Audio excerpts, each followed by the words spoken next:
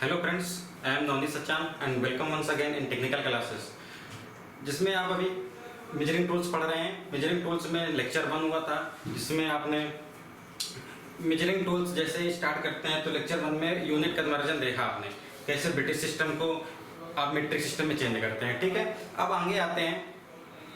इसमें steel rule एक ऐसा चैप्टर है जिससे एक तो क्वेश्चन आते हैं, कितने प्रकार के स्टील रूल होते हैं, स्टील रूल होता क्या है एक्चुअली में, और उसके बाद आज पढ़ेंगे आप कॉम्बिनेशन सेट, ट्राई स्क्वायर, और जो इनडायरेक्ट मेजरमेंट वाले टूल्स थे आपके, जैसे आउटसाइड कैलिपर और इनसाइड कैलिपर। ठीक है, तो स्टार्ट करते हैं। स्टील रूल, पहले तो रूल और स्केल में अंतर समझिए।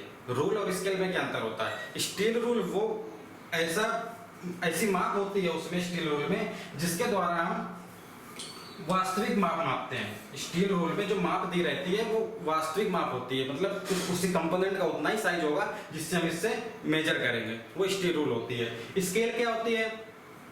स्केल के द्वारा हम अनुपातिक माप मानते हैं। अनुपातिक माप मतलब समझ रहे हैं? जैसे आप मैप बनाते हैं, आप इंडिया का मैप बनाइए, तो मैप बनाने में क्या करते हैं, आप जो डिस्टेंस दिखाते हैं, कोई भी दो राज्यों की दूरी या कोई भी देशों की दूरी दिखाते हैं, तो उसमें एक अनुपातिक माप चलता है।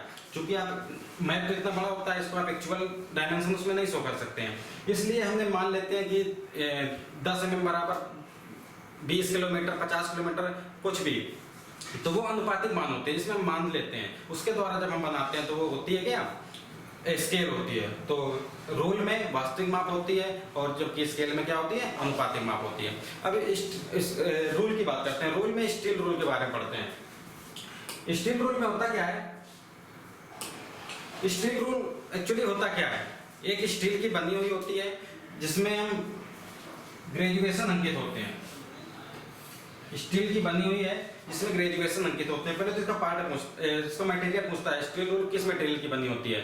जितने भी मेजरिंग टूल्स हैं सबके मटेरियल आप याद करिए, और किसका कितना लिस्ट काउंट होता है, किस सिद्धांत पे कौन काम करता है, ये सारे आप चूंकि क्वेश्चन पूछे जाते हैं। तो स्टील रूल ये स्प्रिंग स्टील या स्टेनलेस स्टील की बनी होती है। बेसिकली स्टेनलेस स्टील की बनी होती है, लेकिन इसमें जो गुण होता है ये स्प्रिंगनेस का गुण होता है, मतलब ये मुड़ जाती है। ऐसा नहीं, इतनी हार्ड नहीं होती कि ये टूट जाए। स्प्रिंगनेस का गुण होता है, वो स्प्रिंग स्टील या स्टेनलेस स्टील की बनी होती है।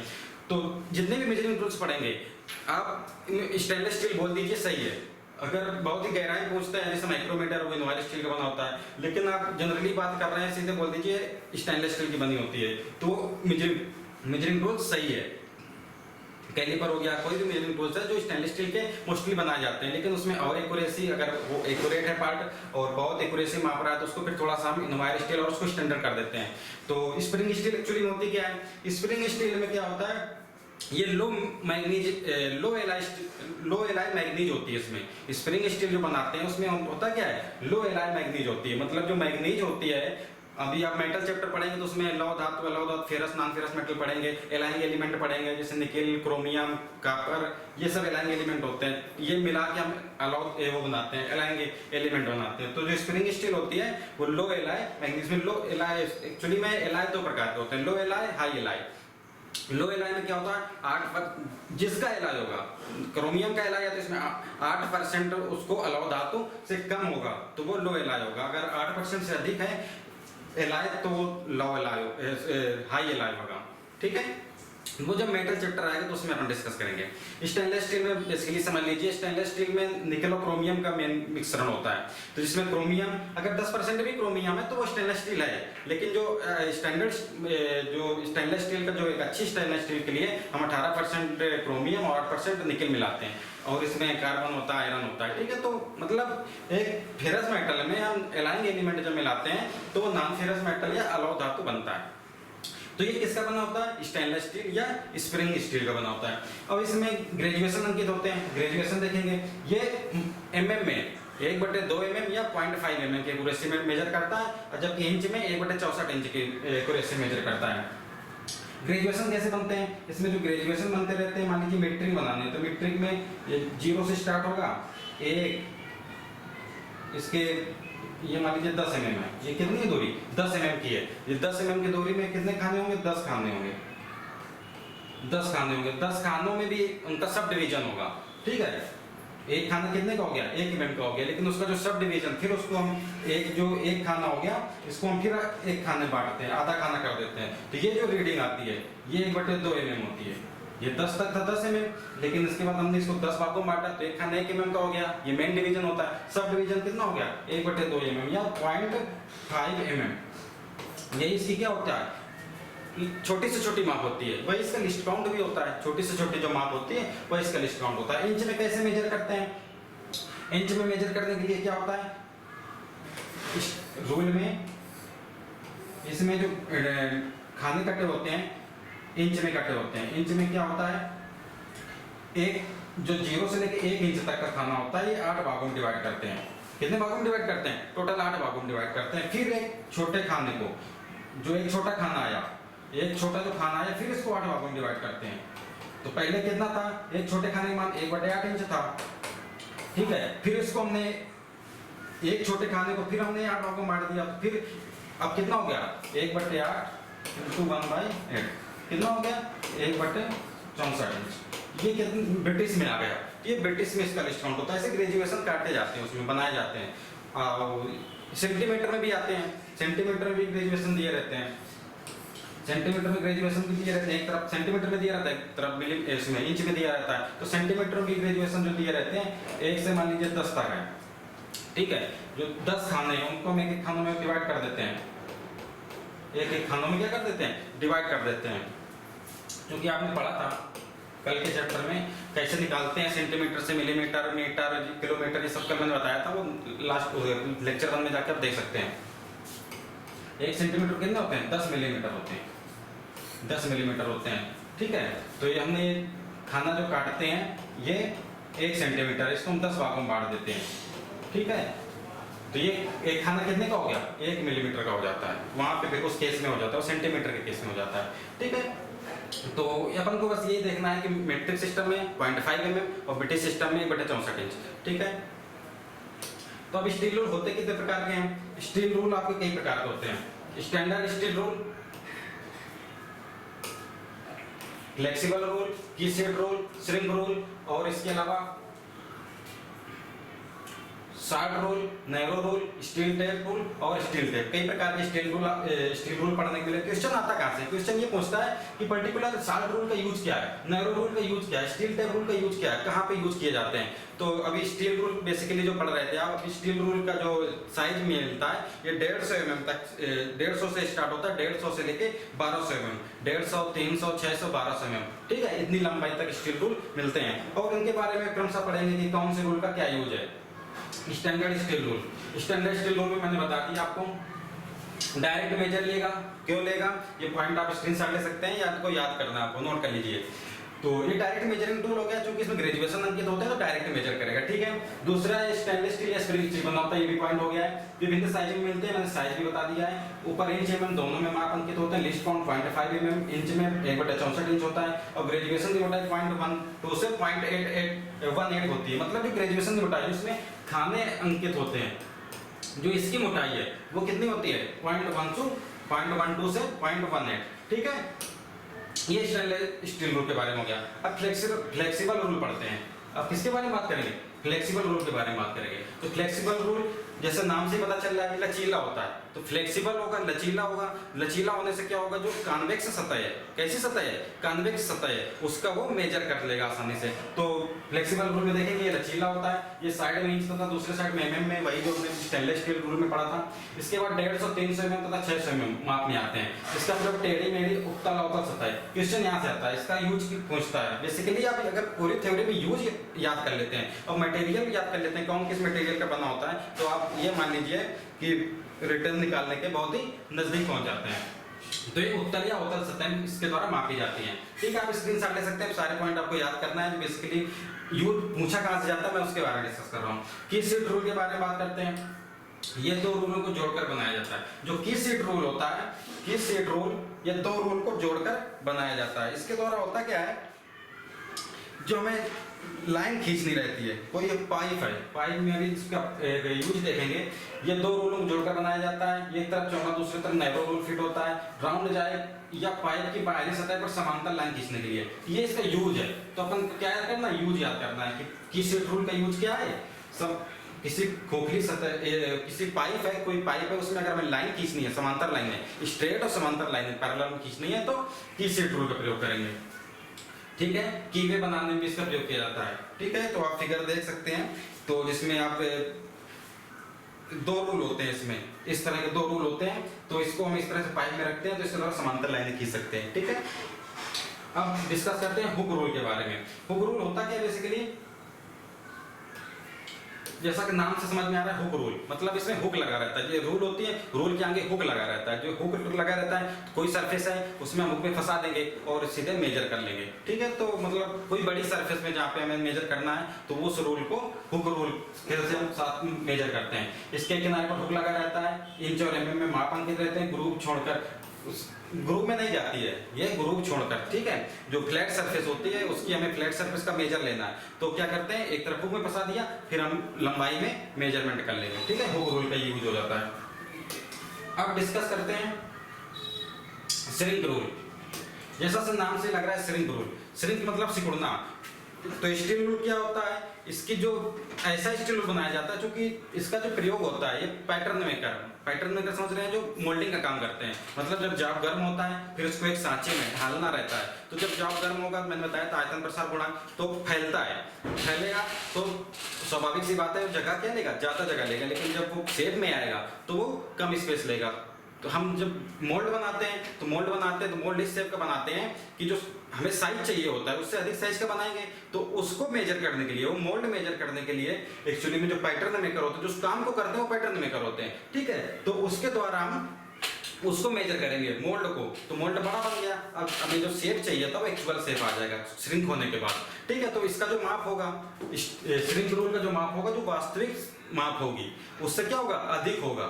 इसी जब अधिक होगा, वो श्रिंक होगा, तो अपनी एक्चुअल डायमेंशन में आ जाएगा। तो श्रिंक रूल के द्वारा इसके रूल पर इसके यूज पढ़ेंगे। इसका सेंटीमीटर वास्तविक सेंटीमीटर से बड़ा होता है। ये क्वेश्चन आया होगा, बहुत पूछा जाता है, श्रिंक रूल कौन सा स्टील रूल है जिसका वास्तविक सेंटीमीटर बड़ा होता है। क्योंकि आप श्रिंक रूल की बात कर रहे हैं, तो आप याद रखिए, सिकुड़ता है तो ये बड़ा होता है। ठीक है, पैटर्न में का यूज करते हैं, ये क्वेश्चन आया हुआ। और कितना होता है श्रिंक रूल का माप, वास्तविक माप से 1/10 इंच से 7/16 इंच प्रति फुट। ठीक है, इतना बड़ा बनाया जाता है। स्टील को सिंगल आउंस इतना रखा जाता है, 2.5 या 2.1 mm प्रति 100 mm रखा जाता है। ये सारे पॉइंट याद करने के लिए हैं, ये सब बना ही जाते हैं। ठीक है, तो आप याद कर लीजिए, इनको स्क्रीनशॉट लेके रख लीजिए। एल्यूमिनियम के लिए श्रिंक अलाउंस 1.6 mm, क्योंकि अलग अलग क्यों होता है, क्योंकि हर मेटल, सारा मेटल अलग अलग श्रिंक करता है, कोई अधिक श्रिंक करता है, कोई कम श्रिंक करता है। इसके लिए हमें क्या करना पड़ता है, ये स्टील रूल भी हर मेटल के लिए अलग अलग बनाने पड़ते हैं। ठीक है, अब साल्ट रूल के बारे में देखते हैं। साल्ट रूल, इससे नाम से लग रहा है, साल्ट मतलब छोटा, तो ऐसा स्टील रूल जिसमें हमें छोटी जगहों पे, जैसे सलाड, ये छोटे रूल का एक सेट होता है जिसमें 5, 10, 12.5, 20 mm और 25 mm के माप के बने होते हैं। इंच में ये इसका साइज दिया हुआ है, ये साइज में ही मिलते हैं। इसके द्वारा ग्रुप या स्लॉट को मापा जाता है। तो क्वेश्चन कहाँ से आता है, इसके द्वारा यूज किया है साल्ट रूल, ये ग्रुप या स्लॉट। तो साल्ट मतलब छोटा, पतला, उसका जो साइज रहेगा पतला रहेगा। तो ग्रुप भी कैसा होता है, ग्रुप भी वही पतले शेप में रहता है, उसके अंदर जाना है इसको, तो वो छोटे साइज में होता है। ठीक है, तो साल्ट रूल यही है। नैरो रूल, नैरो रूल क्या होता है इसका यूज, नैरो मतलब होता है सकरा जगह। सकरा जगह मतलब नैरो मतलब जानती है तंग जगह, तो नैरो सकरा मतलब जहाँ पे तंग जगहों पर इसके लिए प्रयोग किया जाता है। ठीक है, तो नैरो रूल का यही प्रयोग होगा, क्योंकि इसकी चौड़ाई रहती है वो कम रहती है, इसकी मोटाई तथा चौड़ाई कम होने के कारण इसको सकरे जगहों पे जहाँ पे यूज करना रहता है वहाँ पे नैरो रूल का यूज करते हैं। अब आइए स्टील टेप रूल। एक होता है स्टील टेप रूल और एक होता है स्टील टेप। तो स्टील टेप ये लंबाई में ज़्यादा होते हैं, जिससे हमें लंबी लंबी सड़कें मापनी है या फर्श मापनी है, फ्लोर मापनी है, तो बहुत लंबाई में बात करते हैं। मतलब अप्रॉक्सीमेटली कितना, 100 मीटर या 100 फुट, ये अलग अलग साइजों में आती हैं। ठीक है, तो स्टील टेप हो गया। स्टील टेप रूल क्या होता है, लंबाई में 6 फुट में होती है। इसकी लंबाई क्या है, बहुत ही कम है, 6 फुट तक की लंबाई केवल मेजर कर सकता है, जबकि वो 100 फुट तक की लंबाई मेजर कर सकता था, इससे स्टील टेप द्वारा। तो क्वेश्चन यही आता है कि बेसिकली 6 फुट तक की लंबाई में कौन से रूल मिलते हैं, तो स्टील टेप रूल मिलते हैं। ठीक है, इसमें सेंटीमीटर और जैसे मैंने बताया था इंच में भी माप होते हैं और सेंटीमीटर में भी होते हैं और मीट्रिक सिस्टम में भी होते हैं। इसका प्रयोग वर्कशॉप में किया जाता है, वर्कशॉप में बड़े बड़े जॉब होते हैं तो उनके लिए फिर हम इसी का प्रयोग करते हैं, स्टील टेप रूल का प्रयोग करते हैं। ठीक है, क्योंकि अब स्टील रूल तो बहुत छोटी चीज हो जाती है, तो जबकि स्टील टेप रूल इसी का प्रयोग करते हैं वर्कशॉप में। तो स्केल के बारे में आप पहले ही समझ चुके हैं। स्केल के बारे में हो गया, स्केल का प्रयोग क्यों होता है, अनुपातिक माप मापने के लिए, मैप वगैरह बनाने के लिए। ठीक है, अब देखेंगे ट्राई स्क्वायर वगैरह के बारे में। ये क्या हो गया, स्टील रूल के बारे में हो गया। अब देखते हैं ट्राई स्क्वायर क्या होता है।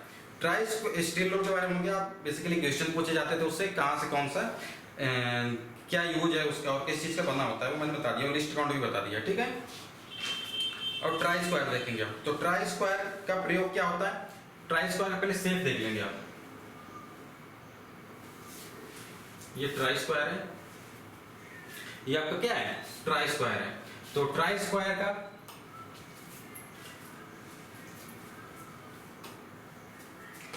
ये ट्राई स्क्वायर, तो ट्राई स्क्वायर का यूज क्या होता है, जैसा आप देख रहे हैं ये ब्लेड होता है, इसमें ये कौन सा पार्ट है, ब्लेड है, ये क्या है, स्टॉक है, दिख रहा है, ये ब्लेड, सॉरी ये स्टॉक है, ये ब्लेड है, गलत हो गया, ये आपका क्या स्टॉक है, ये क्या है, ब्लेड है। ठीक है, तो ये स्टॉक है, ये ब्लेड है, ये किसका बना रहता है, स्टील का बना रहता है। ब्लेड किसका बना रहता है, स्टील का बना रहता है, जबकि ये कास्ट आयरन या लकड़ी का बना रहता है। बेसिकली जो हम इंडस्ट्री में यूज करते हैं, फैक्ट्री वगैरह में, तो हम कास्ट आयरन वाला यूज करते हैं, क्योंकि लकड़ी घिसने का वो रहता है, लकड़ी जल्दी घिसती है। तो ठीक है, कास्ट आयरन का इसका बना दिए, किसका, कास्ट आयरन का, कास्ट आयरन का स्टॉक हो गया। ब्लेड किसका हो गया, स्टील का हो गया। जैसा आप यहाँ भी देख सकते हैं, एक ये है, इसमें ग्रेजुएशन अंकित है ब्लेड में, तो कई बार ग्रेजुएशन भी अंकित रहते हैं ब्लेड में। तो इसका यूज अब देखिए लंबाई मापने भी हो जाएगा, क्योंकि ग्रेजुएशन है। बेसिकली यूज होता क्या है ट्राई स्क्वायर का, ये जो एंगल आप देख रहे हैं 90 डिग्री का एंगल बनता है, ब्लेड और स्टॉक के बीच में जो एंगल बनता है 90 डिग्री का होता है। तो 90 डिग्री में जॉब को मापने के लिए, मापने क्या, चेक करने के लिए एक्चुअली में, क्योंकि मेजरमेंट अलग है, चेक करना अलग है। मेजरमेंट में क्या होता है, रीडिंग मिल जाती है। आप ट्राई स्क्वायर का प्रयोग checking tool, as a checking tool करते हैं। कैसे, आप ये मेजर कर सकते हैं कि 90 में है कि नहीं है, ये नहीं मेजर कर सकते कि 90 में नहीं है तो फिर कितना है, 80 है या 75 है या 95 है या 100 है, कितने डिग्री का, ये आप मेजर नहीं कर सकते। आप ये केवल मेजर कर सकते हैं कि 90 में है कि नहीं है। ठीक है, इसलिए चेकिंग टूल हो जाता है।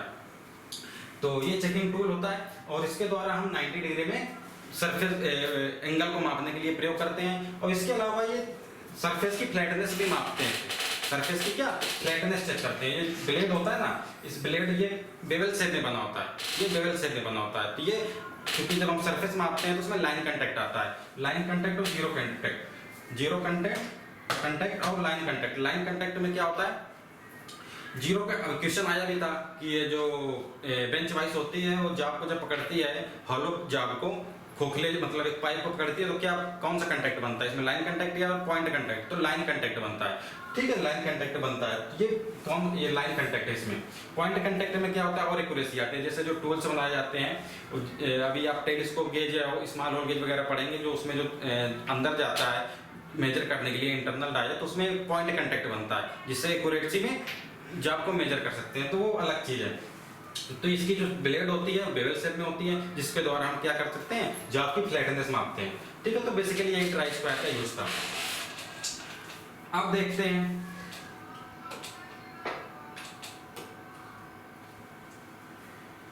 ट्राई स्क्वायर हो गया। इसके बाद आप देखते हैं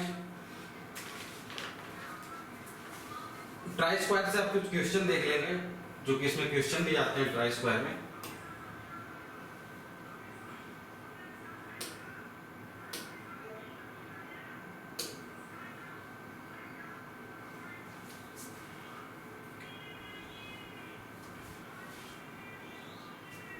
ट्राई स्क्वायर से कई तरह के क्वेश्चन पूछे जाते हैं, तो ये क्वेश्चन यहाँ पे देख लेंगे आप, ट्राई स्क्वायर से रिलेटेड है, इंपॉर्टेंट है। ट्राई स्क्वायर से क्वेश्चन आते हैं। तो ट्राई स्क्वायर एक प्रत्यक्ष मापी औजार है।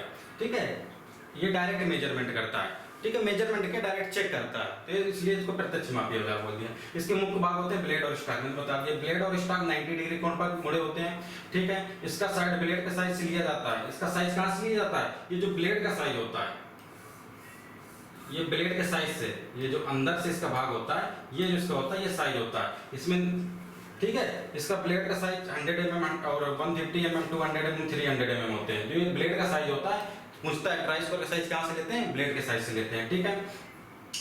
ब्लेड की मोटाई हो गई और इसका लिस्ट काउंट 0.002 mm प्रति 10 mm होता है, ठीक है। ये इतनी एक्यूरेसी में क्या कर सकता है, सरफेस को वो कर सकता है, मेजर कर सकता है,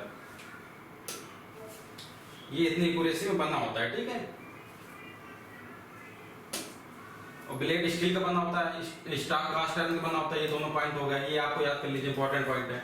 ये बिल्कुल नीचे अंडरकट बनाने को दे, जाके किनारे पर के स्थान देने को होता है। जो ट्राई स्क्वायर बनता है, यहाँ पे आपने देखो एक स्लैब कटा होता है किनारे पे, एक स्लैब कटा होता है, इसका एक दूरी में एक स्लैब कटा होता है। इसका यूज क्या होता है, इसका यूज होता है कि जो बर होती है, मतलब जो जाग होता है उसका जो कार्नर होता है उसको एक स्थान दे।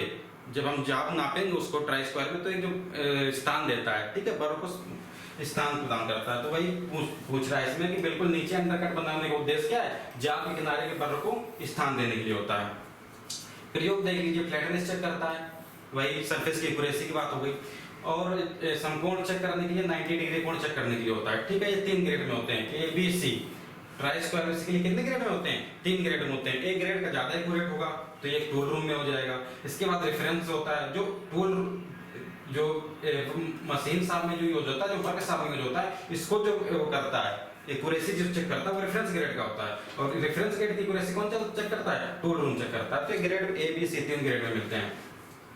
ट्राई स्क्वायर जो उसकी शुद्धता होती है, अगर ट्राई स्क्वायर की शुद्धता की बात करें तो ट्राई स्क्वायर की शुद्धता चेक करने के लिए हमें क्या है, मास्टर ट्राई स्क्वायर होना चाहिए। दोनों try square master try square होगा तो एक ट्राई स्क्वायर ऐसे रखेंगे सरफेस प्लेट, एक ट्राई स्क्वायर ऐसे रखेंगे, ठीक है। तो दोनों के बीच में एंगल नहीं बनना चाहिए, तो वो क्या है, शुद्ध है। अगर दोनों के बीच में एंगल बन रहा है तो वो अशुद्ध है, ठीक है। और इसमें कह रहा है शुद्धता सरफेस प्लेट द्वारा। सरफेस प्लेट में भी आप जब ट्राई स्क्वायर को लगाते हैं सरफेस प्लेट में 90 डिग्री पे, तो उसका जो एंगल बनता है वो 90 डिग्री बनता है, ठीक है।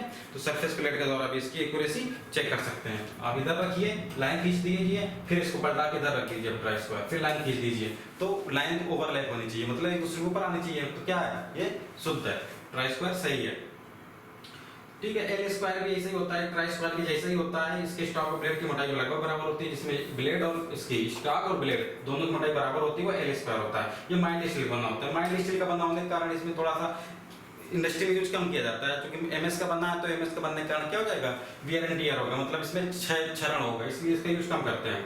इसकी मोटाई 2 इंच होती है, ठीक है। तो ये एल स्क्वायर के बारे में हो गया। तो ट्राई स्क्वायर बेसिकली पूछा जाता है इसके बारे में, ट्राई स्क्वायर। अब कॉम्बिनेशन सेट देखेंगे, कॉम्बिनेशन सेट देखेंगे। कॉम्बिनेशन सेट में होता क्या है, ये 3, इसमें एक स्टील रूल होगी और 3 हेड होंगे, एक प्रोटेक्टर हेड होगा, एक सेंटर हेड होगा और एक कौन सा होगा, इसका फिगर देख लीजिए, कॉम्बिनेशन सेट का बना होगा, प्रोटेक्टर हेड, सेंटर हेड और कॉम्बिनेशन हेड। ये होता है आपका, ये है आपका कॉम्बिनेशन सेट, ठीक है। कॉम्बिनेशन सेट में होता क्या है, एक स्टील रूल होती है। ये क्या है, एक स्टील रूल है। स्टील रूल में जैसे आपने सामान्य स्टील रूल पढ़ा है उसी तरह की इसमें भी ग्रेजुएशन होती है, बस इसमें अंतर क्या होता है, पीछे स्लैट कटा होता है, पीछे एक स्लैट कटा होता है। एक स्टील रूल होती है उसमें पीछे एक स्लैट कटा होता है। तो एक स्लैट कटा होने के कारण जो ये इसमें प्रोटेक्टर हेड, सेंटर हेड और प्रोटेक्टर हेड, सेंटर हेड और स्क्वायर हेड, तीनों क्या रहते हैं, इसमें लगे हुए रहते हैं। तो अब ये होता है, इसके द्वारा इसका यूज पूछता है बेसिकली। तो अब जो स्क्वायर हेड होता है इसके द्वारा 90 डिग्री, इसके द्वारा 90 डिग्री और 45 डिग्री में हम क्या कर सकते हैं इसको, और ये स्टील रूल है, स्टील रूल में इसको स्क्वायर हेड हमें जिसका यूज होगा, अगर 90 डिग्री में एंगल चेक करना था तो ट्राई स्क्वायर था आपके पास। इसके अलावा 45 डिग्री में चेक करना है तो उसके लिए एक जो टूल बनाया गया वो कॉम्बिनेशन सेट है। इसके द्वारा ये जो एंगल होता है ये 45 डिग्री होता है। यहाँ पे आप जॉब लगाएंगे तो यहाँ पे जब जॉब लगाएंगे आप अपना, तो ये कितने एंगल मापेगा, 45 डिग्री के एंगल में मापेगा, तो 45 डिग्री। तो स्क्वायर हेड, इसमें स्क्राइबर भी लगा रहता है। जब आप कटिंग टूल्स पढ़ेंगे तो उसमें स्क्राइबर पढ़ने मिलेगा। अभी बेसिकली समझ लेंगे स्क्राइबर वर्क करता है एज ए पेन, मतलब जैसे आप कॉपी में लिखने के लिए पेन का यूज करते हैं, ऐसे ड्राइंग जब बनाते हैं तो जॉब में मार्किंग करने के लिए स्क्राइबर का यूज करते हैं, ठीक है। तो इसमें नॉब स्क्राइबर लगा रहता है, ठीक है। और प्रोटेक्टर हेड के बारे में बात करें तो जैसे अब मैंने कल बताया था कि जो एंगल मेजरमेंट करने के लिए जो एक छोटी इकाई होती है वो प्रोटेक्टर हेड से 1 डिग्री की छोटी इकाई तक हम माप सकते हैं, ठीक है। अब इसी के द्वारा जैसे अभी आप प्रोटेक्टर हेड के बाद आप वर्नियर डुअल प्रोटेक्टर पढ़ेंगे, इसके द्वारा अपन कितना 5 minute, sine bar 1 minute, slip gauge, angular slip gauge तो वो सेकंड में मापता है, मेजर करता है, तो वो जब आएगा उसके बारे में डिस्कस करेंगे। तो प्रोटेक्टर हेड का बेसिकली यूज किया हो गया 1 डिग्री के एक्यूरेसी में ये क्या कर सकता है, मार्किंग कर सकता है। क्योंकि प्रोटेक्टर हेड मतलब समझ रहे हैं 1 डिग्री के एक्यूरेसी में वो जॉब पे मार्किंग कर सकता है, जितने डिग्री पे मैं मार्किंग करना उतने डिग्री पे हम इसको सेट कर लेते हैं, ठीक है। ये स्टील रूल की सहायता से उतने डिग्री पे हम सेट कर लेते हैं उसको। तो ये 1 डिग्री की एक्यूरेसी क्या कर सकता है, मार्किंग कर सकता है, ठीक है। ये आपका प्रोटेक्टर हेड था, ये जो यूनिट है ये है, इसके द्वारा हम ये यहाँ पे जॉब को सेट कर लेंगे, कितने भी डिग्री में हम मार्किंग कर सकते हैं, ठीक है। तो ये प्रोटेक्टर हेड हो गया। अब सेंटर हेड होता क्या है, सेंटर हेड होता है गोल जॉब में सेंटर लगाने के लिए। आपके पास ये है सेंटर हेड, ये गोल जॉब में क्या करता है, यहाँ पे आप गोल जॉब रख दीजिए, हॉलो जॉब, तो इसमें क्या कर सकता है, सेंटर पॉइंट बनाता है, ये सेंटर बना करता है ये। तो ये सेंटर हेड होता है। सेंटर हेड का बेसिकली यूज क्या होता है, ये गोल जॉब में सेंटर बनाने के लिए प्रयोग किया जाता है, ठीक है। तो ये बेसिकली आपका प्रोटेक्टर कॉम्बिनेशन सेट हो गया। अलग अलग तरह के इसमें क्या होते हैं, हेड होते हैं, और क्या होता है, स्टील रूल होता है। अब आप देखेंगे कैलिपर, इसके थोड़े से क्वेश्चन आंसर कर लेते हैं कॉम्बिनेशन सेट के जो पूछे जाते हैं।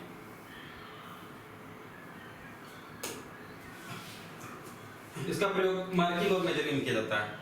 मेजर भी कर सकते हैं हम, जॉब कितने एंगल में बना हुआ है उसे मेजर नहीं कर सकते ट्राई स्क्वायर से, क्योंकि वो चेकिंग टूल था, ये मेजरिंग टूल है, इससे मेजर कर सकते हैं, ठीक है। मार्किंग भी कर सकते हैं, क्योंकि इसमें क्या लगा होता है, स्क्राइबर लगा होता है, जैसे बताया। ब्लेड और स्टील रूल, इसके मुख्य भाग कौन होते हैं, ब्लेड होते हैं, ठीक है। इसमें आप जो 3 यूनिट लगी थी, ब्लेड हो गई, स्क्वायर रोड हो गया, प्रोटेक्टर हेड हो गया, सेंटर हेड हो गया, ठीक है। तो ये किसमें तीनों फिट रहते हैं, ये जो तीनों फिट रहते हैं ब्लेड में या स्टील रूल, उसी को ब्लेड बोलते हैं, इसी को स्टील रूल बोलते हैं, उसी में ये फिट रहते हैं, ठीक है। इसका जो साइज, इसका जो ब्लेड होता है स्टेनलेस स्टील का बना होता है, आप जैसे स्टील रूल में पढ़ चुके हैं। तो स्क्वायर हेड का जॉब काम देखिए, इंपॉर्टेंट क्या है, स्क्वायर हेड के क्या कार्य हैं, क्वेश्चन यहीं से आता है कि यूज क्या पूछता है बेसिकली। तो जॉब की फ्लैटनेस चेक करना, स्क्वायर हेड आपने फिगर में देखा, तो ये स्क्वायर रोड होता है, उसके द्वारा हम क्या कर सकते हैं, जॉब की फ्लैटनेस चेक कर सकते हैं। जैसे हम 90 डिग्री चूंकि कोण में होता है, इसके 90 डिग्री और 45 डिग्री में हम क्या कर सकते हैं, मेजर कर सकते हैं। तो उसी तरह से मतलब ट्राई स्क्वायर की तरह वर्क करता है, ठीक है। तो इसके द्वारा भी फ्लैटनेस चेक कर सकते हैं, 90 और 40 डिग्री का कोण भी चेक कर सकते हैं। इसमें लगे स्क्राइबर में जॉब पर लाइन खींचना, जो इसमें बताया नोब स्क्राइबर होता है, उसके द्वारा हम लाइन भी खींच सकते हैं, ठीक है। प्रोटेक्टर हेड का कार्य, अब प्रोटेक्टर हेड की बात करते हैं। अभी किसकी बात हो रही थी, स्क्वायर हेड, तो आप याद कर लीजिए कि किसके क्या यूज है, ठीक है। अब प्रोटेक्टर हेड की बात करते हैं। तो प्रोटेक्टर हेड का यूज क्या होता है, प्रोटेक्टर हेड का कार्य 1 डिग्री की शुद्धता में कोण को चेक करना होता है। ये जो प्रोटेक्टर हेड था आपका, इसके द्वारा क्या कर सकते हैं, 1 डिग्री के, जैसे मैंने बताया कि उसमें ग्रेजुएशन अंकित रहते हैं, है ना। तो 1 डिग्री के एक्यूरेसी में क्या कर सकता है, कोण चेक कर सकता है। सेंटर हेड के द्वारा गोल रॉड को सेंटर मापा जाता है। अब ये चेक भी कर सकता है और वो मेजर भी कर सकता है, क्योंकि उसमें ग्रेजुएशन अंकित है। 1 डिग्री नहीं है तो कितना, ये भी बता देगा, ठीक है। और सेंटर हेड के द्वारा गोल रॉड का सेंटर ज्ञात किया जाता है। तो ये सेंटर हेड के बारे में हो गया, ठीक है। ये सेंटर हेड के बारे में भी हो गया। तो यहाँ से कॉम्बिनेशन सेट भी आपका क्या हो जाता है, फिनिश हो जाता है। अब आप देखेंगे कॉम्बिनेशन सेट भी यहाँ से आपका फिनिश हो जाता है। अब आप देखेंगे कैलिपर होते हैं इसमें, outside caliper, inside caliper. Outside caliper में क्या होता है, ये मतलब इनडायरेक्ट मेजरिंग टूल्स हैं। इसके द्वारा हम क्या कर सकते हैं, इस तरह का बना होता है, यहाँ स्प्रिंग लगी रहती है, या रिविट जॉइंट। इसमें 2 प्रकार के होते हैं, रिविट जॉइंट भी होते हैं और स्प्रिंग जॉइंट भी होते हैं। ये क्या होता है, आउटसाइड कैलिपर है, ये इनसाइड कैलिपर है, ठीक है। तो आउटसाइड कैलिपर का यूज क्या हो जाता है, बाहरी सतह को चेक करता है, रीडिंग लेता है, कोई जॉब है, ठीक है। इसमें क्या कर सकते हैं, इसको हम स्प्रिंग जॉइंट है या rivet joint. Spring joint question आया हुआ है। स्प्रिंग जॉइंट जो कैलिपर रहता है ये ज्यादा प्रिसीजन और जल्दी में चेक कर लेता है। इसको हम इसमें लगाएंगे तो ये इसकी बाहरी सतह को मेजर कर लेगा। जितना टायर आएगा उसको रीडिंग ट्रांसफर कर देंगे किसमें, स्टील रूल में। तो उसकी स्टील रूल की एक्यूरेसी के अकॉर्डिंग इसकी एक्यूरेसी हो जाएगी कितनी, 0.5 mm, 0.5 mm, ठीक है। इंच में अगर बात करेंगे तो 1/64 इंच। क्वेश्चन आता है कि इसकी एक्यूरेसी बताइए, ठीक है। तो 1/64 इंच या 0.5 mm की एक्यूरेसी में ये क्या करता है, इंटरनल डाया मापता है। इंटरनल डाया क्या चेक कर सकता है, फिर इसकी रीडिंग को हम ट्रांसफर करेंगे किसमें, स्टील रूल में। तो इसकी भी दोनों की एक्यूरेसी वही हो जाती है 0.5 mm या 1/64 इंच, ठीक है। तो इसके जो ये मुड़े रहते हैं, इसके जो भाग मुड़े रहते हैं वो 12 mm रेडियस में रहते हैं। 12 mm रेडियस पे कितने एंगल पे, 90 डिग्री एंगल पे मुड़े रहते हैं, ठीक है। तो ये बने किसके होते हैं, ये बेसिकली बने होते हैं चूंकि माइल्ड स्टील बने होते हैं, माइल्ड स्टील बने होते हैं, ठीक है।